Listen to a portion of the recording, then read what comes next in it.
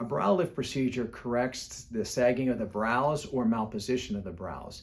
Patients usually come to the office to discuss the excess skin they see on their upper eyelids. That's usually the first symptom of brow ptosis.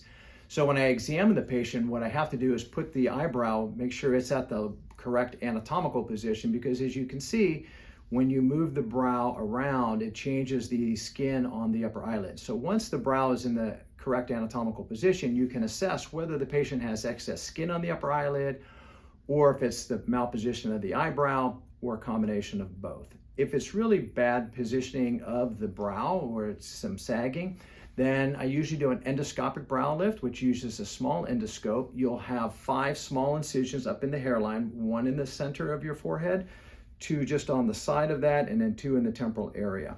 Surgery takes about an hour to an hour and a half under general anesthesia, about an hour to an hour and a half in recovery room, and then you go home. It's completely outpatient. Patients are back to exercise in 3 weeks. I really want patients to hold off and do any type of house cleaning or chores around the house for about 2 to 3 weeks. Most patients are back up and around usually later that night.